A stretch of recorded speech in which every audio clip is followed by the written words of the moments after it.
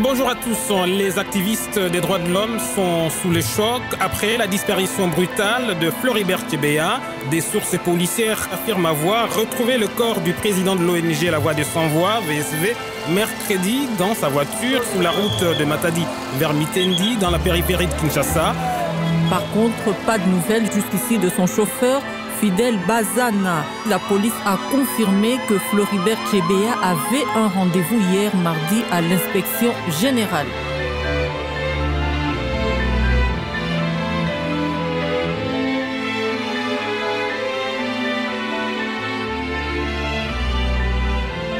Telle une traînée de poudre, les réactions se multiplient en République démocratique du Congo et dans le monde. Floribert Chebeya était un militant des droits de l'homme courageux et respecté. Président de l'ONG La Voix des Sans Voix, il représentait un symbole de résistance à tous les régimes qui se sont succédés au Congo et dont il n'avait cessé de dénoncer les atteintes aux droits et aux libertés de la personne humaine. Son cadavre est retrouvé dans sa voiture à 30 km de Kinshasa. Selon la version de la police, il aurait succombé à un malaise lors d'un rapport sexuel, mais personne n'y croit vraiment. La famille de Floribert et les ONG congolaises dénoncent un assassinat politique. Les services de la police sont mis en cause au plus haut niveau de l'État. La communauté internationale, de son côté, s'inquiète de la tendance croissante au harcèlement et à l'intimidation des défenseurs des droits de l'homme, des journalistes et des opposants politiques en République démocratique du Congo. Quelques jours avant sa mort, Floribert Chebeya dressait un bilan dramatique de la situation au Congo. Il menaçait de perturber les fêtes du 50e anniversaire de l'indépendance. Des propos qui avaient indisposé le pouvoir. Que cherche-t-on à fêter aujourd'hui? 50 ans de maturité politique, de prospérité économique ou de bonheur pour le peuple de la République démocratique du Congo? En réalité, la République démocratique du Congo n'a vécu que des cauchemars pendant 50 années de sa souveraineté nationale. La situation générale est alarmante en République démocratique du Congo, que ce soit dans le domaine des droits humains, sur le plan socio-économique, sur le plan de la gouvernance politique et économique, sur le plan humanitaire, alors que la population congolaise continue à croupir dans la misère. Monsieur le Président de la République démocratique du Congo, chef de l'État, commandant suprême des forces armées. Grand pays au cœur de l'Afrique, la République démocratique du Congo a connu depuis son indépendance une histoire tumultueuse. Les dernières élections ont assuré la victoire du président Joseph Kabila, un homme dont Floribert Chebeya avait contesté la candidature et les méthodes de gestion du pouvoir. Il est donc normal que se lèvent des cris de joie et qu'un hommage mérité soit rendu à tous ceux qui ont permis que ce jour soit possible.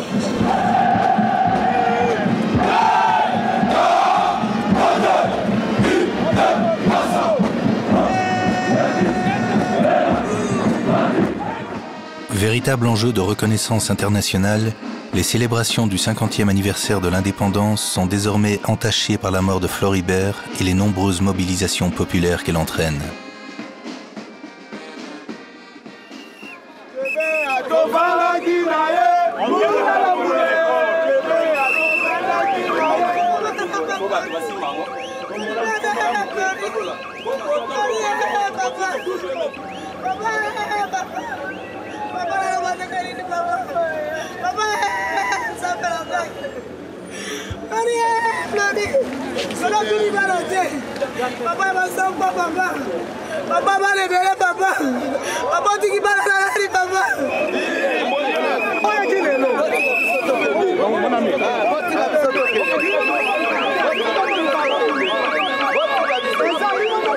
Mais pourquoi la mort de Chebeya 5 ans?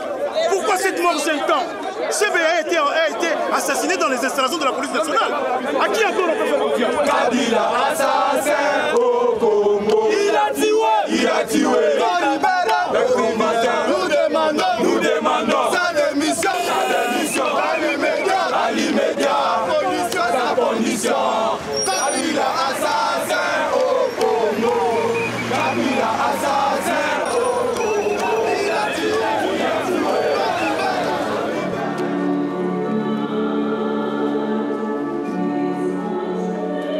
En présence des autorités religieuses, des membres du gouvernement et sous le regard attentif de nombreux ambassadeurs occidentaux, une célébration exceptionnelle a lieu dans la cathédrale de Kinshasa à la mémoire du militant disparu.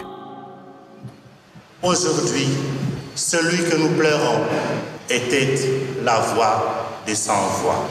Oui, la mort de Chebea a parlé, la mort de Floribert parle, la mort de Floribert parlera. Et il y aura toujours des Floribert aussi longtemps que l'homme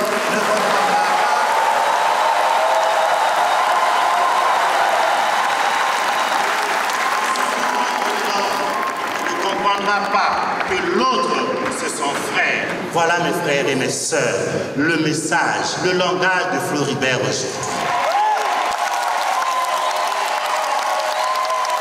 Floribert dérangé par la force de la vérité de ses rapports sur l'état des droits de l'homme dans notre pays. Cette vérité-là dérangeait et il fallait supprimer cette vérité, mais on ne l'a pas éliminée. On a éliminé un homme, mais on n'a pas éliminé la vérité. Mais je crois que tant que la justice congolaise est ce qu'elle est, il sera difficile de trouver les vrais coupables.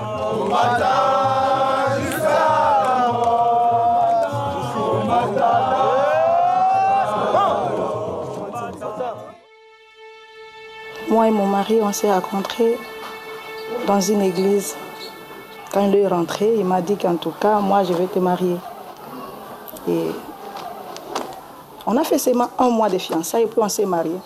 Floribert a donné sa vie vraiment pour son travail. Je peux dire 98%, c'était vraiment pour son travail.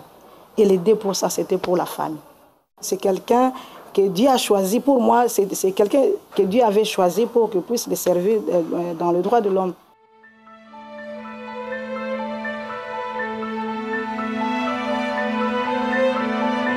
Donc nous avons pris des risques énormes pendant quelques 7 ans de travail en clandestinité, vers les années 1983, pour commencer à sensibiliser l'opinion nationale et internationale sur les questions des droits humains. Il n'y a pas de droits de l'homme sans justice, c'est ça la réalité que nous vivons en République démocratique du Congo, où il y a une justice des plus forts contre les plus faibles.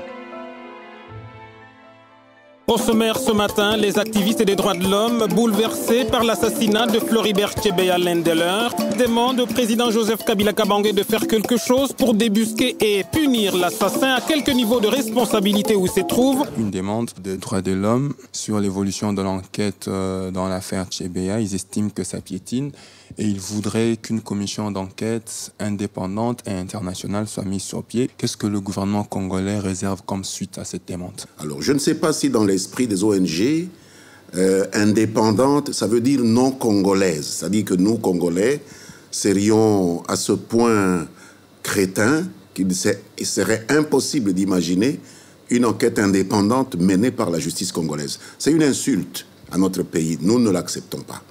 C'est la police qui a assassiné, c'est l'appareil d'État qui a assassiné Floribert. Et c'est même cet appareil qui va aussi faire les enquêtes. Moi, je ne crois pas qu'il sortira de bonnes choses là-bas. C'est pourquoi je réitère ce que je demande, qu'il y ait une enquête internationale indépendante et impartiale. Nous avons réitéré notre disponibilité, comme d'autres ambassades, à apporter notre appui pour que l'enquête puisse déboucher sur cette vérité. C'était un homme important pour la protection de la démocratie et des droits de l'homme en RDC. Donc sa mort est très inquiétante pour nous. Le Conseil tient à rassurer l'opinion que cette enquête sera menée en toute objectivité et transparence par la justice congolaise. Vu l'urgence, le Conseil supérieur de la défense entendu arrête, article 1er, est suspendu de ses fonctions d'inspecteur général de la police nationale congolaise, l'inspecteur divisionnaire en chef John Numbi Banza Tambo. Des têtes commencent à tomber à cause de la mort de Floribert Chebeya. L'inspecteur général de la police nationale congolaise, John Numbi, est suspendu à titre conservatoire et de ses fonctions et quelques-uns de ses officiers sont déjà aux arrêts. 72 heures après la mort de Floribert Chebeya, sous la pression de la communauté internationale, les services spéciaux de la présidence et le Conseil de sécurité avaient été obligés de réagir. Une enquête expéditive avait permis d'engager la procédure judiciaire. 5 mois plus tard, le procès s'ouvre devant la cour militaire de Kinshasa. 8 policiers arrêtés peu après l'assassinat sont inculpés. 5 d'entre eux sont présents au tribunal, les autres sont en fuite à l'étranger. Les prévenus sont accusés d'avoir attiré Floribert Chebeya dans un guet-apens au quartier général de la police afin de l'y assassiner. Ils auraient ensuite abandonné son corps dans sa voiture, dans la périphérie de Kinshasa, en tentant de camoufler sa mort par une macabre mise en scène sexuelle.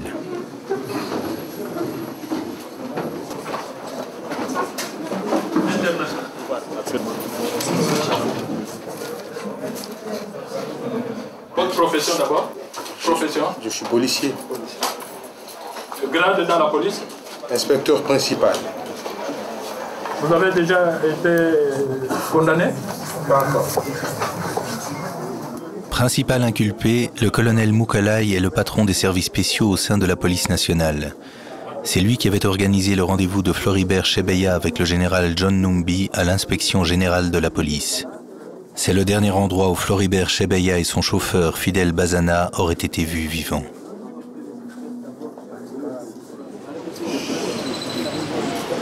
Suspendu de ses fonctions, le général John Numbi est le chef suprême de la police. Il est considéré par les avocats de la partie civile et les familles des victimes comme le commanditaire principal du crime. Il n'est cependant pas inculpé. Il se présente devant la cour en qualité de simple renseignant. C'est quand même une joie que le procès commence, parce qu'il y a beaucoup d'activistes de droits de l'homme qui sont morts sans procès. La vérité consistera à pouvoir identifier les commanditaires de cet assassinat, puisqu'il s'agit d'un assassinat bien planifié, et que ainsi on mette fin au cycle d'impunité qui a l'air d'être encouragé dans notre pays et qui fait des émules à travers le monde.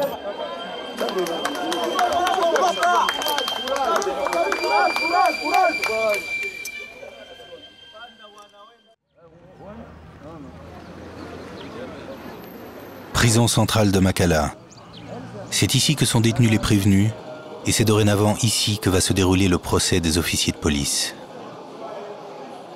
Les prévenus sont inculpés de terrorisme, association de malfaiteurs et assassinat. Ils risquent la peine de mort. 3 d'entre eux sont en fuite à l'étranger. Parmi eux, celui qui est considéré comme l'exécuteur de Floribert Chebeya, le major Christian Ngoy Kenga Kenga, commandant du corps d'élite de la police. Les familles et les ONG des droits de l'homme attendent beaucoup de ce procès, d'autant plus que le corps du chauffeur de Floribert est toujours introuvable.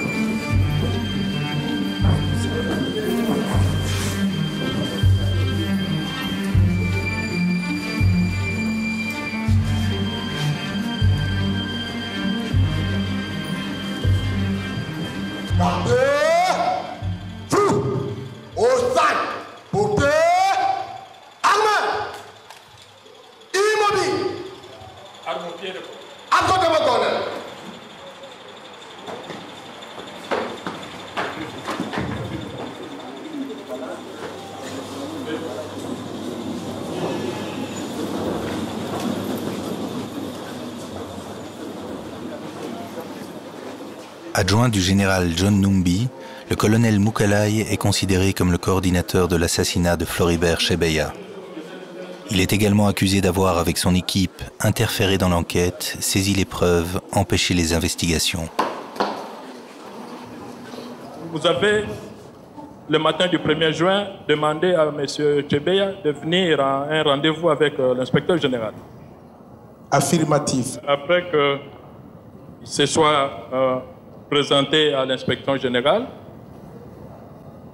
il semble n'avoir plus été vu nulle part. D'abord, il a été retrouvé mort le lendemain et sur son corps, on a relevé des traces de violence. Vous ne pensez pas? Il a probablement été arrêté aussitôt, lorsqu'il s'est présenté à l'inspection générale, arrêté, torturé, et que probablement la mort s'en est suivie. Qu'en dites-vous? Monsieur le Président, ça c'est peut-être une fiction. Hein? Mais quant à dire que M. Tchébé avait été arrêté, ça c'est quelque chose qui m'échappe. Je ne peux pas... Les coups, les lésions, le stress, et tout le reste. Je ne peux pas le savoir, encore moins le confirmer, parce qu'il fallait être là, voir ce qui est en train de se passer pour arriver à une telle conclusion. Mais moi, je ne l'ai pas vu. Inspecteur Georges Kitongwa, que dites-vous de cela? Tout ce qui s'est fait avant ou pendant sa mort, je n'en sais rien. Donc, je n'en sais rien du tout de tout ce qui s'est passé. Je n'en sais rien. Voici ma réponse. Que ce soit Bazane, que ce soit Tchébé, tous les deux. Je n'ai jamais rencontré qui que ce soit. Je ne les connaissais pas et je ne les connais pas. Je n'ai pas été à l'inspection générale à cette date-là. Comment saurais-je quelque chose qui s'est passé à mon insu et à mon absence? Je ne sais rien. Namona été, nayoka été, nayebi été. Namona même pas photo ici ka liaison en ezali ata mokolo moko te. Inspecteur Prince, vous pouvez regagner vos places.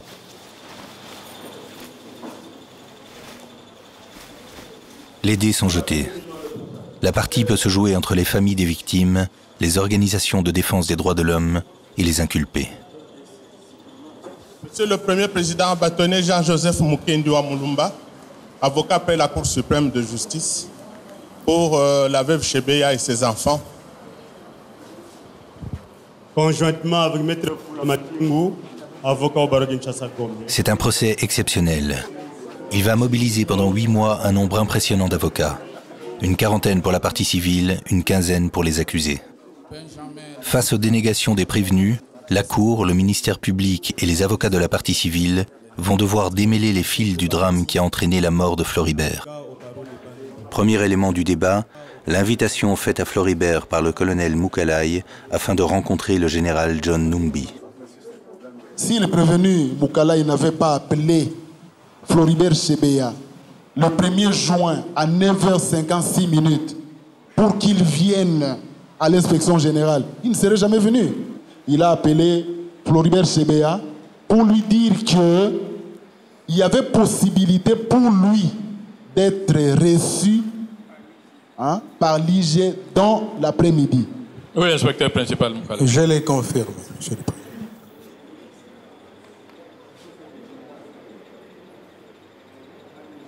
D'où avez-vous tiré l'assurance qui vous a permis de fixer rendez-vous à Chebeya, d'autant que la chargée du protocole, apparemment, n'a pas fait état de cette audience. Elle qui devait l'organiser. Monsieur le Président, je ne peux pas mentir, encore moins inventer. Je vous dis ce qui s'était passé. Lorsque elle m'a donné les programmes, l'emploi du temps du chef, c'est quand il m'a donné son emploi du temps que je m'étais permis de l'appeler pour lui dire que c'est possible que l'on vous reçoive aujourd'hui dans l'après-midi entre 16h et 17h30 au plus tard. Est-ce que vous lui avez dit ça? Vous avez suivi ce qu'il a dit? Vous confirmez? Je ne lui ai jamais dit ça.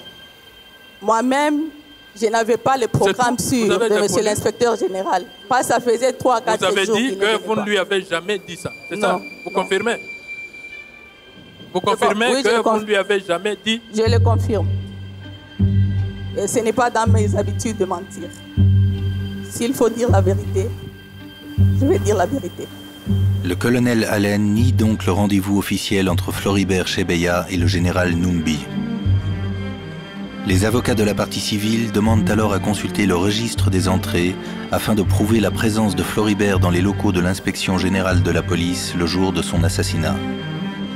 Nul ne peut pénétrer au service sans s'être fait enregistrer au préalable à l'entrée, dont le registre est ici.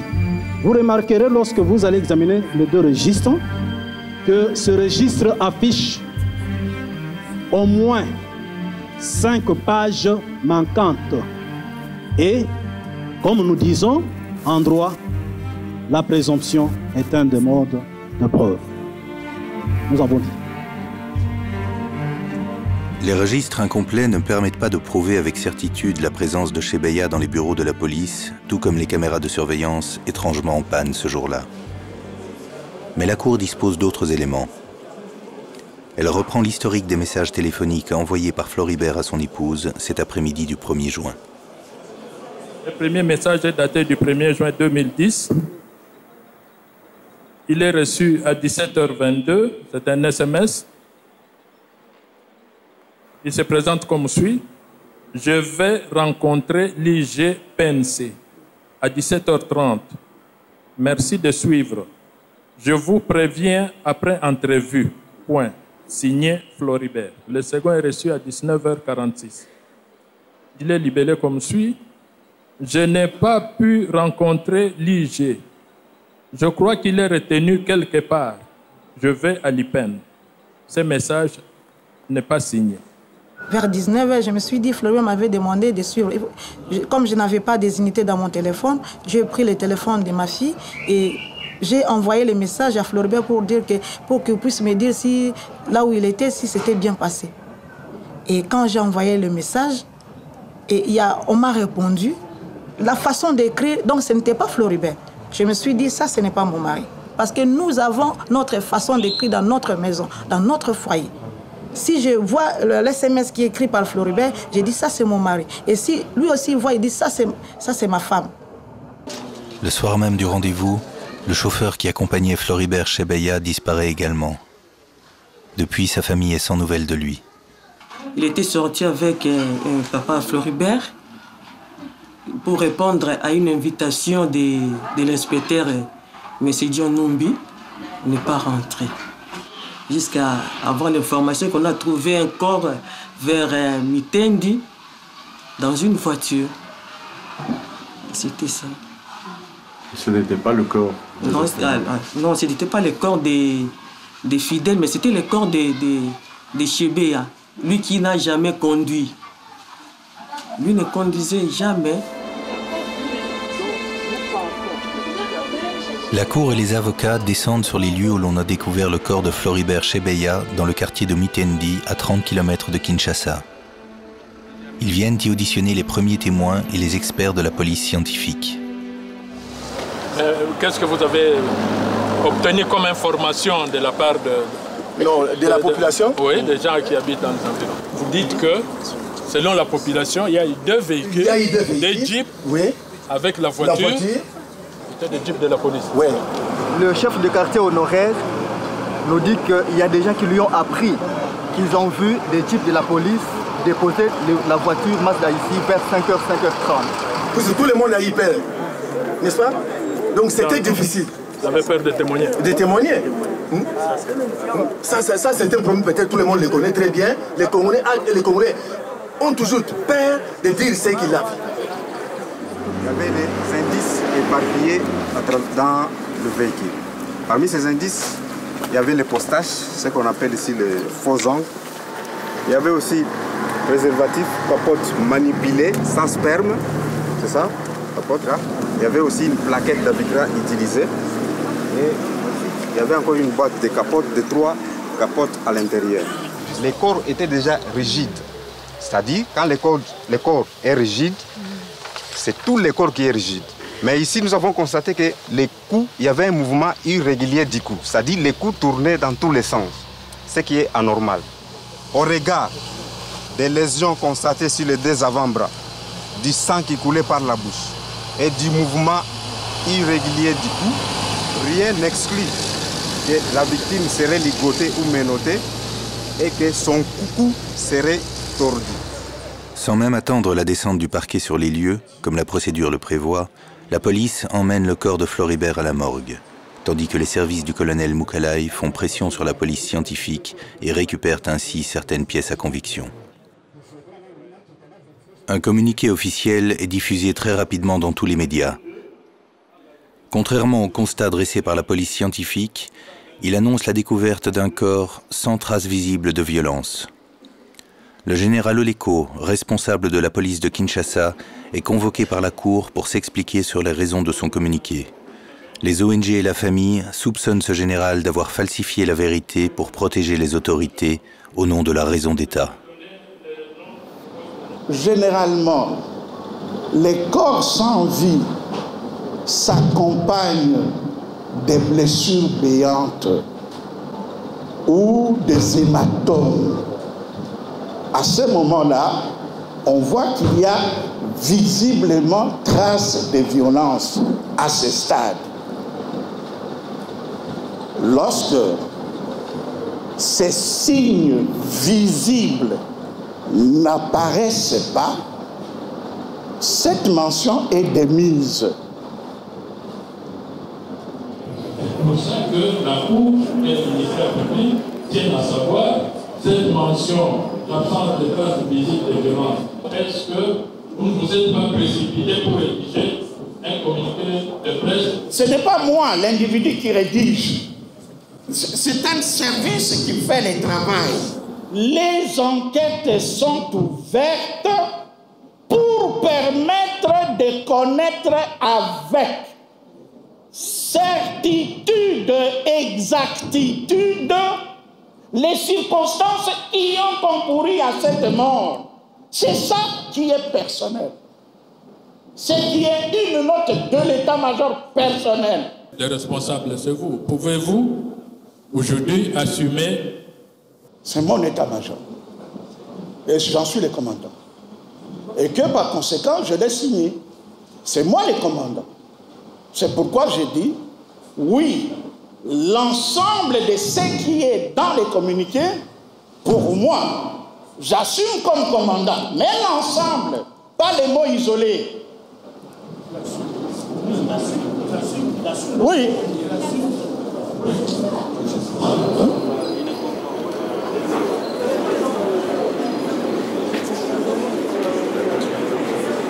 À la justice, que la justice fasse son travail, un point, un trait. Malembe, malembe, malembe.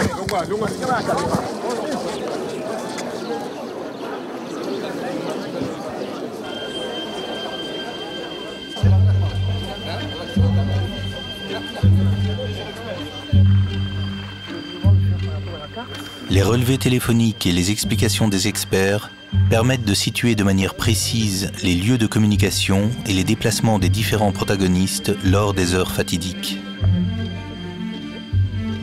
Ce sont parmi les indices les plus sérieux qui ont conduit à l'arrestation des prévenus trahis par leur téléphone.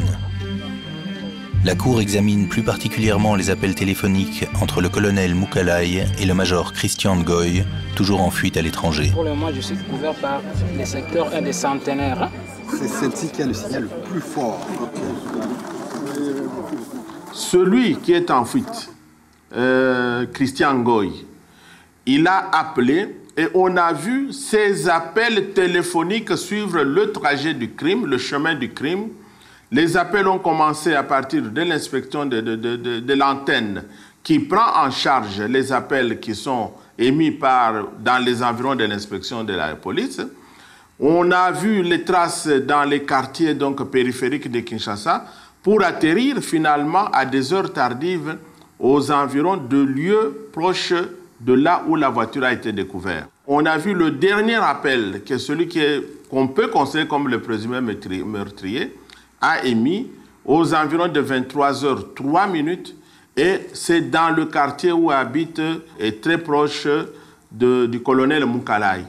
Nous avons estimé que lorsqu'il avait tout terminé, il est arrivé chez le colonel Moukalai, comme c'était une heure tardive, il a appelé pour qu'on ouvre la porte pour aller lui faire le rapport. Nous sommes dans la résidence du fameux major du bataillon Simba. C'est à 4 mètres, à 4 maisons de la résidence du défunt Floribert Chebeya. Donc, les messieurs étaient venus s'installer ici pour épier le mouvement de Floribert Chebeya. Donc, c'est ce qui prouve que c'était vraiment un acte prémédité. On a trouvé des choses là-bas. Voire même le plan de notre maison ici. Et là, on a précisé nommément la chambre où dort Floribert, la chambre des enfants, et là où restent ici dehors, là où restent nos chiens.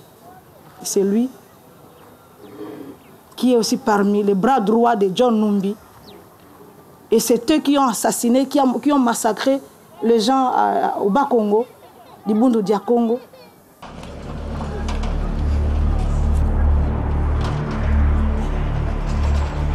La veille de sa mort, Floribert s'apprêtait à déposer un dossier devant la CPI, la Cour pénale internationale de La Haye.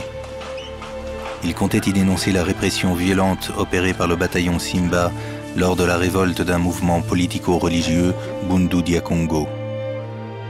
Pour les avocats des victimes, il s'agit d'un des principaux mobiles de son assassinat.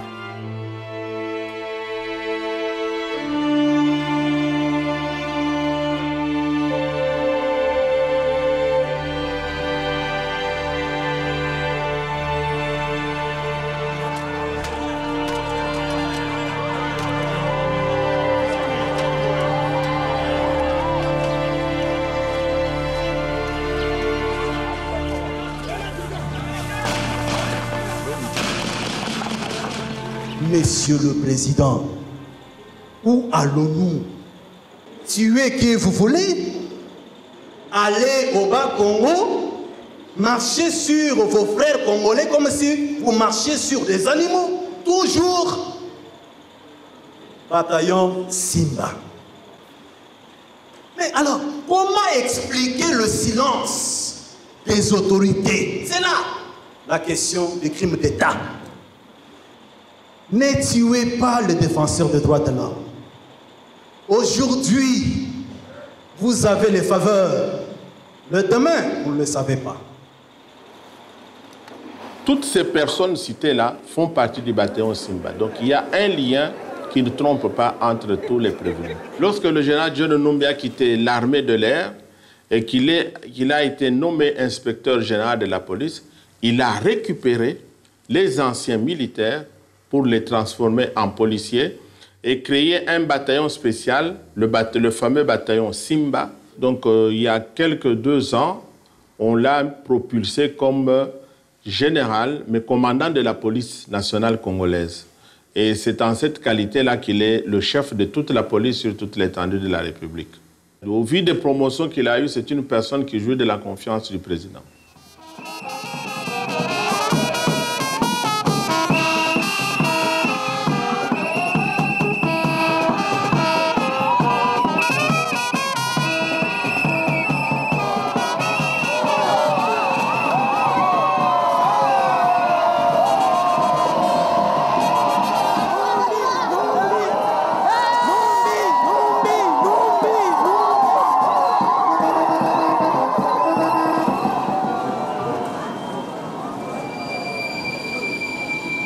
Depuis plusieurs mois, Floribert souhaitait pouvoir rencontrer le chef de la police afin de lui faire part des incessantes atteintes aux droits de l'homme commises par ses services. John Numbi l'avait donc convoqué à ce rendez-vous fatal dans son bureau. Toujours suspendu de ses fonctions, il n'est cependant pas inculpé. La Cour, selon le code militaire, n'est en effet pas habilitée à juger un général 3 étoiles. John Numbi comparaît donc en tant que simple renseignant. À ce titre, il n'est pas tenu de prêter serment.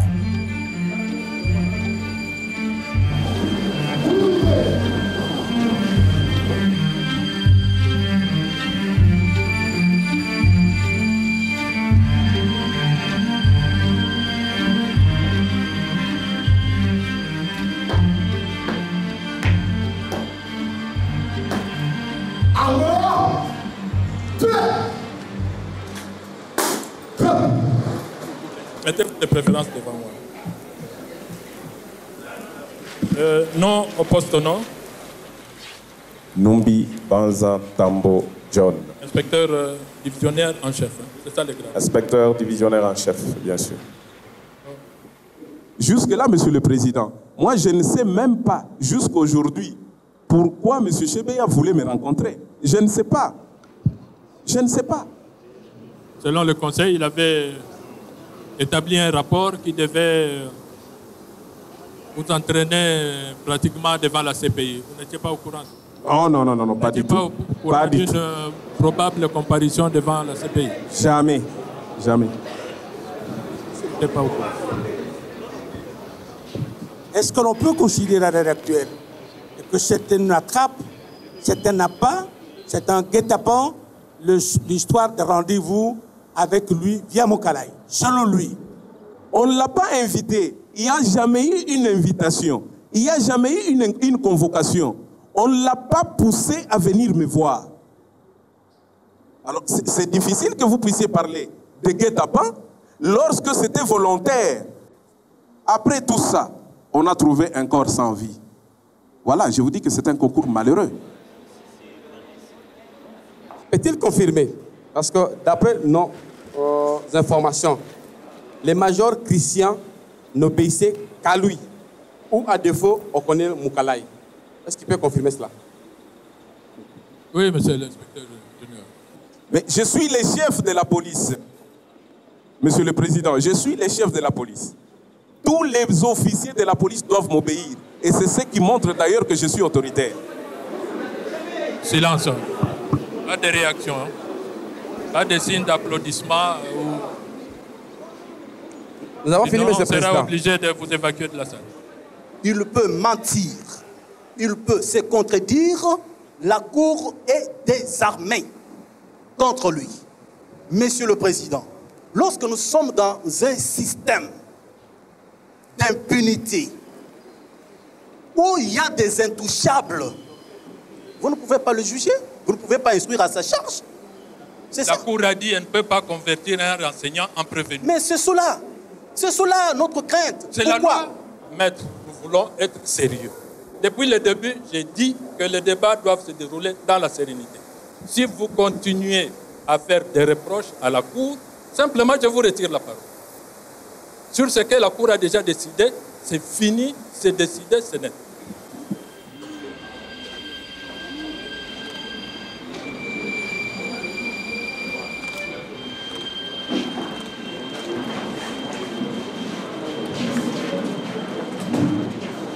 C'est une véritable chape de plomb que l'on essaie de faire tomber aujourd'hui sur le procès.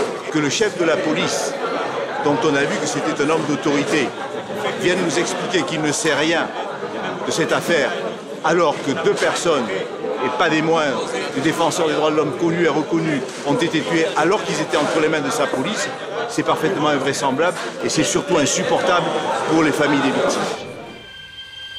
Inspection générale de la police.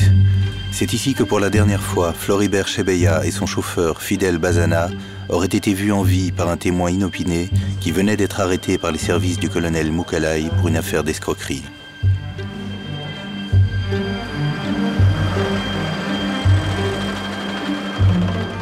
La Cour organise donc une confrontation dans les locaux de la police entre le colonel Mukalaï et ce témoin camerounais Gomer Martel afin de démêler leurs déclarations contradictoires.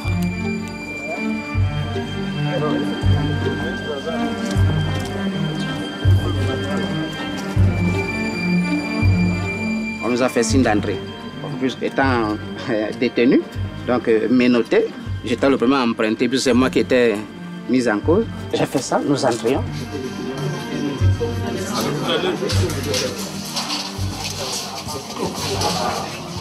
Chebeya était ici, la main comme ça, la main droite ici. Silence. Et il y avait quelqu'un auprès de lui qui était debout là. Quand moi j'arrive, je me pointe de ce côté. Chebeya fait ça, il regarde. Moi aussi, je fais ça, je regarde. Voyant mon état, j'étais trop sale, dégueulasse, menotté. J'ai vu qu'on s'est vu dans les yeux. J'ai eu honte qui me voit dans cet état. Et le policier criait derrière moi. Zonga, Zonga, général Azali, on m'a repris et puis on a fait ceci, on est rentré. La question de la présence du général Numbi à l'inspection générale le jour de la mort de Chebeya sera souvent posée par la partie civile. Elle ne sera pourtant jamais élucidée. Il dit avoir vu Chebeya.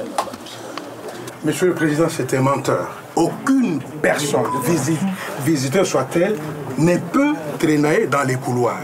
Ce qui fait que si monsieur-là était là, comme lui le prétendait, la garde n'allait pas tolérer ça. La garde n'allait pas tolérer. Pourquoi c'est seulement lui qui l'a vu et personne d'autre ne l'a vu? Y a-t-il vraiment une raison toute particulière pour que M. Gomer puisse inventer la présence de M. Chebeya dans les locaux de la police, notamment à cet endroit ici? C'est purement et simple. Monsieur est en train de venger contre moi, disant qu'il fait partie d'un réseau qui est fort. Mais ce qui lui est arrivé, en tout cas, il ne va pas pardonner.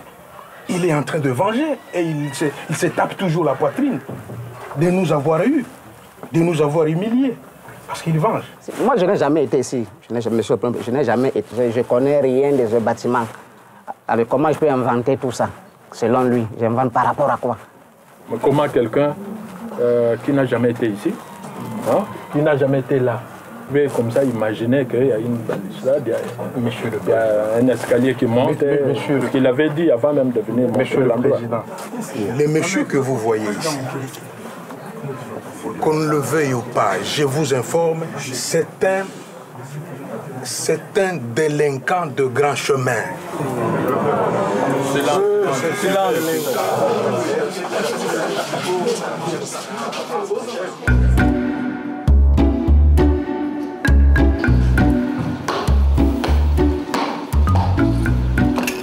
Mon colonel, la grosse audience sont rangées pour vous rendre l'honneur et vous présente les prévenus qui comparaissent à l'audience de ce jour.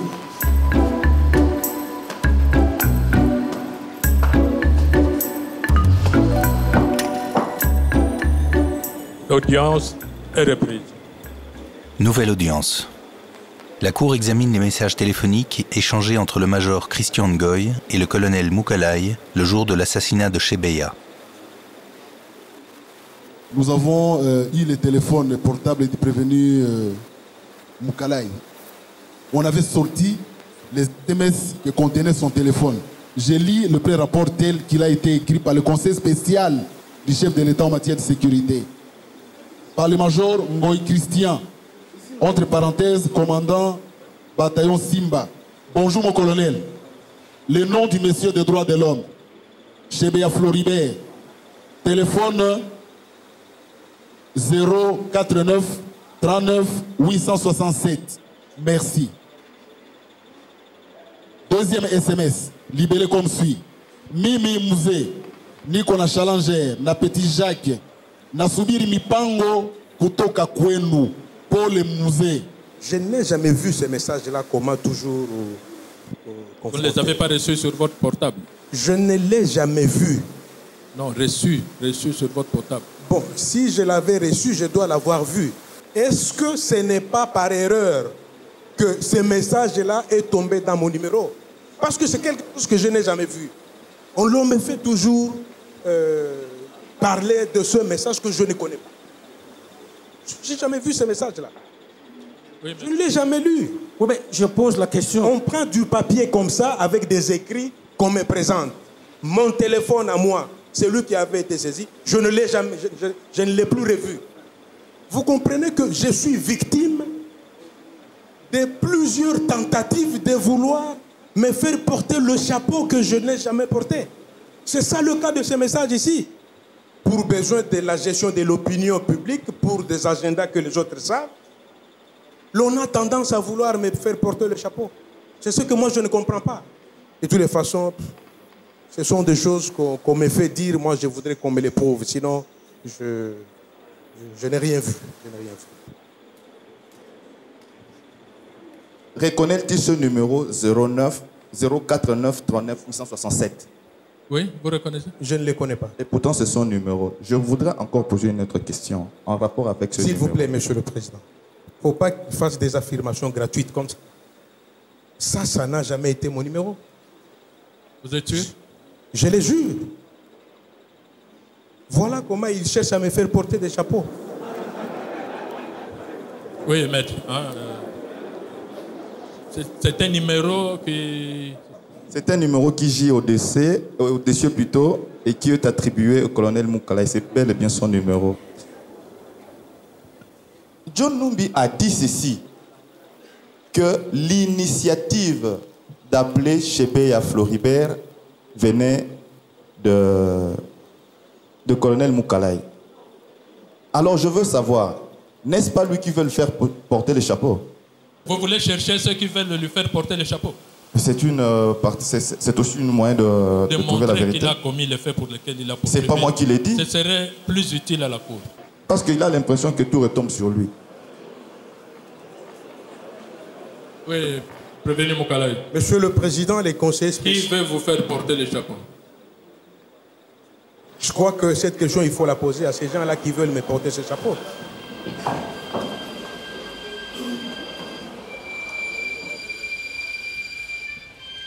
Le témoin camerounais Gomer Martel se sent désormais en danger. Il vient demander conseil à une organisation internationale de protection des droits humains.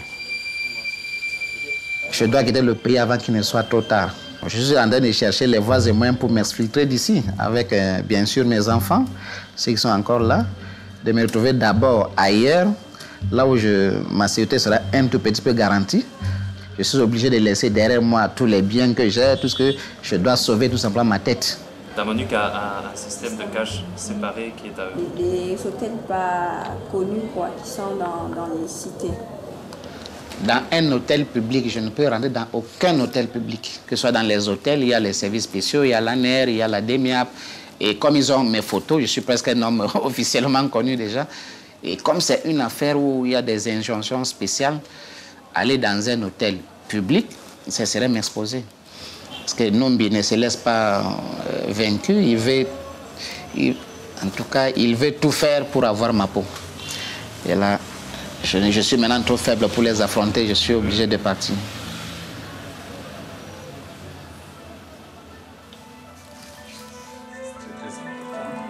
Je pense que le termine dans la prière, nous sommes ensemble, mais avec Dieu. La famille de Floribert Chebeya vit aussi dans un climat d'insécurité et de menace. Sa veuve, qui n'a plus aucune ressource, obtient grâce à l'aide d'ambassades étrangères un visa pour se réfugier au Canada. Un jour,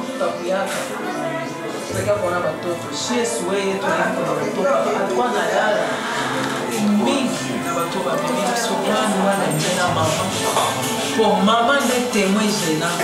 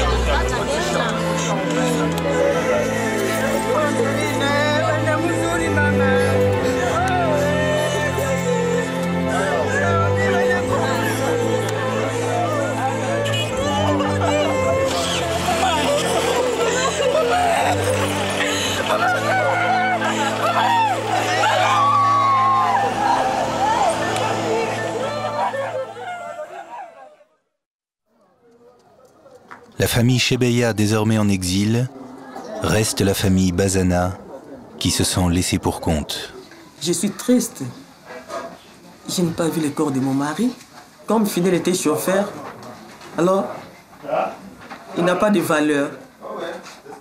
Mais il n'était pas le chauffeur de M. Floribert. Il était le chauffeur engagé dans la voie des sans-voix. Vous avez combien d'enfants? Fidèle en a eu 8. Il n'a même pas laissé un compte dans une banque où je peux survivre avec mes enfants. Il n'y en a pas. Et puis vivre dans l'insécurité. Et mes enfants vont grandir comment? Avec quels moyens? Rester ici avec... Ce sont des tueurs, notre gouvernement, ce sont des tueurs. Nous aussi, nous sommes des témoins gênants. Parce que tant que je n'ai pas vu les corps de mon mari, je ne cesserai de les réclamer toujours. Est-ce qu'ils vont me laisser tranquille? Non.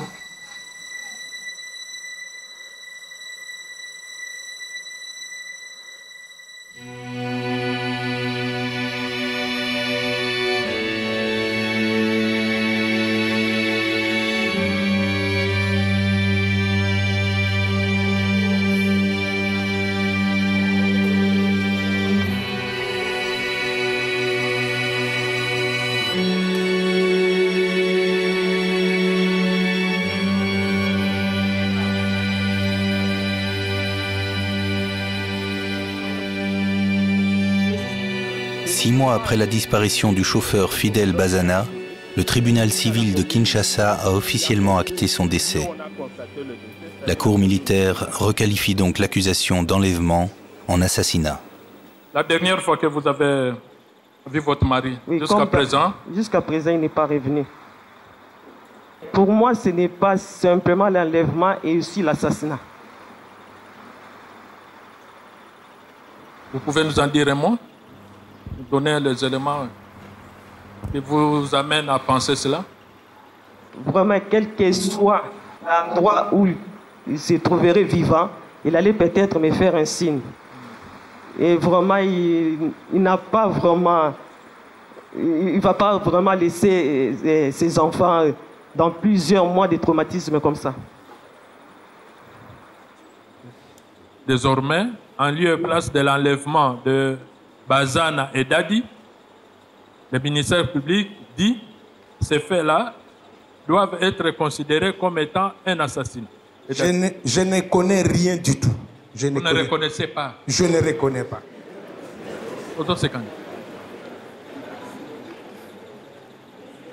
On n'est pas au marché ici. Ce commissaire, vous êtes indifférent à tout ce qui se dit ici. Vous n'êtes pas concerné? Je suis concerné, mais cela ne me concerne pas. Vous êtes concerné, mais cela ne vous concerne pas. Oui, mon colonel. Le problème, oui, concerné. Vous ne prenez pas au sérieux votre sort, c'est ça? Vous êtes passible. Passible. Donc, il y a une probabilité, il y a une hypothèse suivant laquelle vous pouvez être condamné. Vous comprenez? Oui, mon colonel. Donc, n'ayez pas les assurances que vous avez là. Hein, c'est imprudent. Donc, prenez au sérieux votre défense, présentez des moyens sérieux. Hein? Est-ce qu'aux OSA pour reconnaître l'assassin? Je reconnaître en côté. Je reconnaître en côté pour na ebiete na mon ebiete.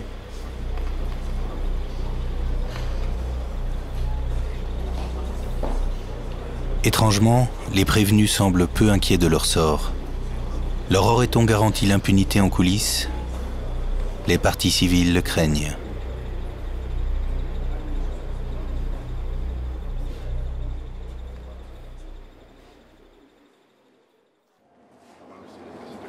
Aujourd'hui, nous venons prier pour Fidel Bazana dans la foi. Lorsque celui qui a charge de protéger, c'est lui qui tue. Lorsque celui qui a charge de sécuriser, c'est lui qui plonge dans l'insécurité, que faire et que dire? Nous nous trouvons devant un crime d'État. Un crime d'État qui, normalement, devrait être sanctionné. Le drame dans notre pays, c'est que ce sont ceux qui doivent faire justice qui sont les véritables criminels et les véritables coupables. Nous ne pouvons plus continuer, à donner la prime au crime comme au moyen de conquérir et de conserver le pouvoir. Nous ne pouvons plus continuer ainsi parce qu'un pouvoir qui repose sur le sang ne peut pas durer, ne doit pas durer.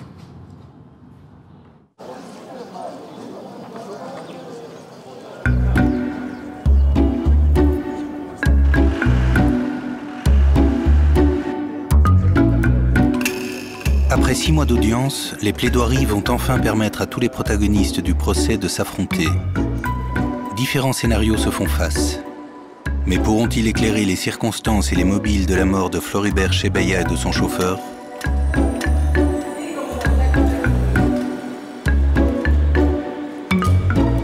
Nous avons induit que Floribert Chebeya est mort asphyxié. Le prévenu Ngoï, Christian Kenga, Mouilambe Paul et Mugabo Jacques lui ont, sur instruction du prévenu Moukalai ou Amateso Daniel, mis un sachet. Et là nous pesons nos mots, un sachet sur son visage pour lui faire perdre la respiration, pour que l'air ne pénètre plus dans ses poumons. Vous aurez donc, monsieur le premier président, honorable membre de la composition, à pouvoir les condamner. La peine capitale pour assassinat de Floribert Chebeya. La peine capitale pour assassinat de Fidel Bazana. La peine de mort pour terrorisme. Ainsi, vous aurez, n'est-ce pas, à répondre positivement à l'attente de l'opinion tant nationale qu'internationale, cette opinion qui avait taxé votre cours des parodies de justice. Floribert Chebeya est mort. Ça, nous ne contestons pas. Mais c'est que nous déplorons, c'est qu'on dise qu'il est mort suite à un assassinat. Et les traces de violence retrouvées sur son corps. Ça vous fait quand même dire tout de même qu'il y a eu une mort naturelle malgré les traces de violence? Vous et nous ne savons à quoi est due à ces lésions. Nous ne savons le dire.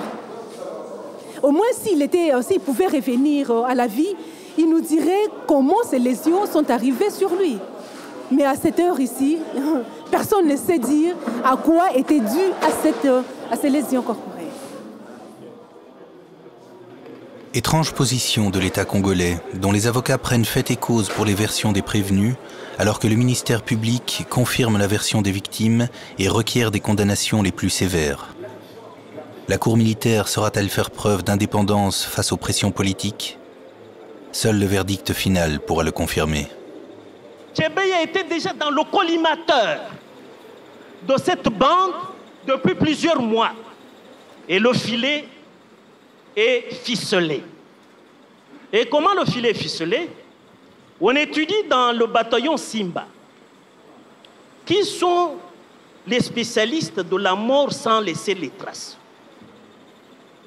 C'est des lâches. C'est les véritables badingas, c'est eux. Les véritables badingas. Mais prenez le courage, vous avez tué. Dites, moi, je suis Elombe, je suis comme on dit dans ma langue, je suis Chilobo. Je suis Chimankinda, Kanyemi Balouich. C'est-à-dire, moi, j'affronte les adversités. Voilà un homme. Soyez brave. Quand vous faites vos crimes là, soyez brave. Ayez votre courage et dire, je vous ai tué. Ce que vous avez Bali, Meka.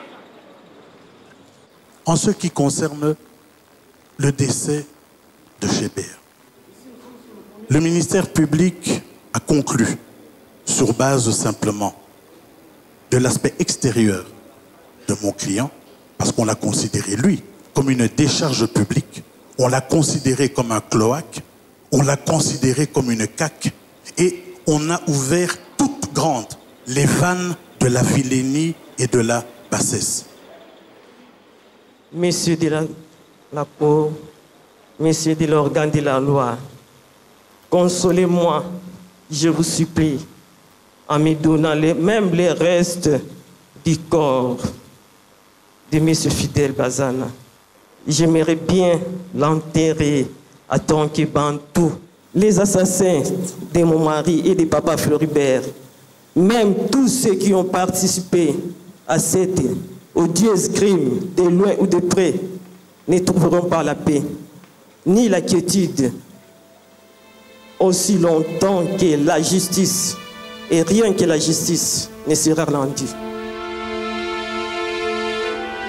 J'aimerais vous faire aussi entendre une voix d'une personne qui n'est pas là, mais qui suit tout ce procès au jour le jour. C'est Annie Chebeya et ses enfants. Dans le froid du Canada, elle a lancé cette phrase qui me revient en ce moment. Elle dit, bâtonnier, bazalaki kolia bato, kasi yambaloyo bakosanza makila ya Floribert. Alors, quelle est votre vie là au Canada? C'est difficilement, mais nous sommes dans notre petite maison et on est là, les enfants vont à l'école, moi-même aussi, je vais à l'école, j'ai fait une option là d'éducation à la France, et c'est difficile, on ne connaît pas encore la langue. Chaque jour de l'audience, l'avocat qui m'appelle et j'appelle l'avocat, ils me disent de quoi ils ont parlé. Nous, ça nous fait très mal. Parce que jusque-là, John nous se promène, il est libre. Comment est-ce que quelqu'un qui a tué, il se promène, il fait ce qu'il veut, il voyage, il assiste dans des réunions de la police, il est libre. Ça nous révolte. Terré dans l'arrière-salle d'un dispensaire dans un quartier populaire, le témoin Gomer Martel attend toujours de pouvoir fuir le pays.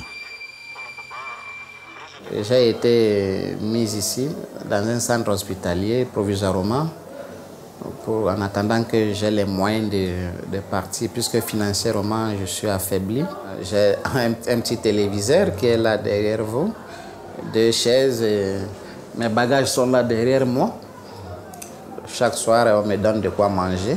Si aujourd'hui, on vous demandait d'être témoin, quelle serait votre réaction? Bon, sincèrement, je dois être sincère avec ma conscience, je regrette.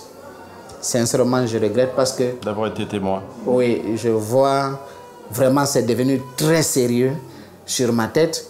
Voilà, maintenant que tout ceci est retombé sur moi, je ne peux que regretter. Si je savais que ça pouvait prendre cette tournure, en tout cas, je ne me serais pas présenté.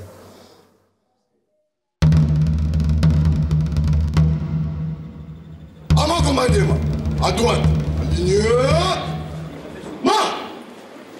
garde, fou, au centre, présenté, armée. La Cour militaire de Kinshasa-Gombe, statuant contradictoirement en audience publique à l'égard du prévenu Daniel Mukalai. 1. Dit établi à sa charge d'infraction d'assassinat de Floribert Chebeya à Izire. Les condamne de ses chefs sans admission de circonstances atténuantes à la peine de mort. La Cour prononce sa destitution. À l'égard du prévenu Michel Mouy, la Cour dit établie à sa charge l'infraction d'assassinat de Floribert Chebeya Baïzir et les condamne de ses chefs en tant que complices à la servitude pénale à perpétuité. À l'égard des prévenus Georges Kitungwa, François Ngoï Moulongoï et Blaise Mandiango Bouleri. 1. La Cour dit non établie dans leur chef les infractions d'assassinat de Floribert Chebeya et les Anaki. Outre le colonel Mukalai, la Cour condamne à la peine capitale les 3 militaires déserteurs toujours en fuite à l'étranger. Parmi eux, le commandant du bataillon Simba, Christian Ngoy Kenga Kenga. Au Congo, la peine de mort n'est cependant plus exécutée depuis plusieurs années. L'assassinat du chauffeur n'est finalement pas reconnu, mais seulement son enlèvement. Quant à John Numbi, le tribunal a exclu sa participation au crime. Restez mon colonel, commissaire Michel Mouila. Je voulais faire acter mon appel contre cette année. Et vous devez confirmer ça au greffe dans les 5 jours. Que cela soit acté. Vous avez compris, ce sera acté, mais le plus important, c'est ce qu'il faut faire au greffe. Ah, ok, mon colonel. Ça va, vous pouvez répondre.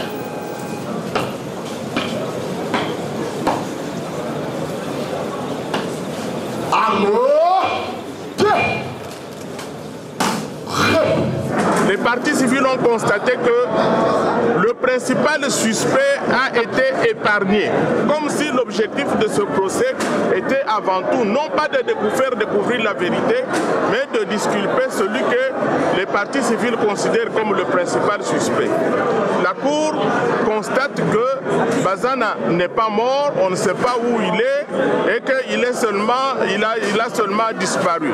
Nous demandons qu'on nous rende alors Bazana. S'il est vivant, qu'on nous le ramène. Et s'il a été tué, qu'on amène ses restes. Et voilà pourquoi les parties civiles considèrent que le procès Chebeya n'est pas encore terminé. Le procès est encore ouvert. Et pour les parties civiles, la lutte continue.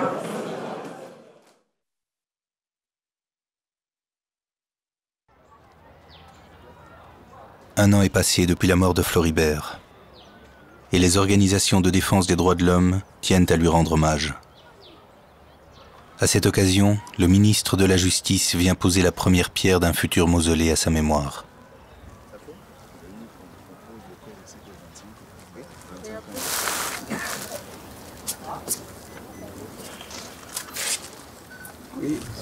Floribert, j'aimerais, devant ta tombe aujourd'hui, t'annoncer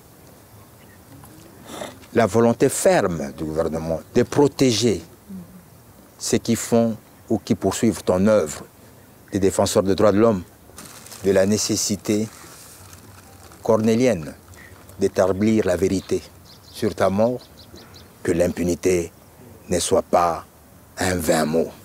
Avec ces mots de circonstance de l'excellence, monsieur le ministre. Osez placer cette pierre. La construction du mausolée n'a pas. Osez placer cette pierre là-bas. Osez. Vous mettez cette pierre, nous la jetons. Nous attendons. Trop d'honneur pour le gouvernement, pourquoi? Et vous voulez donner au ministre de la Justice de venir poser la pierre pour le mausolée. En vertu de quoi? Aussi longtemps que Numbi n'est pas général Numbi, n'est pas encore arrêté, et le corps de Bazana, on ne l'a pas encore retrouvé, qu'on ne vienne pas nous distraire ici. Les organisations de défense des droits de l'homme ont perdu l'autorité morale qu'incarnait Floribert Chebeya. Aujourd'hui décapitées et affaiblies, elles ont bien du mal à parler d'une seule et même voix. Mais n'était-ce pas là l'objectif principal des commanditaires de son assassinat ?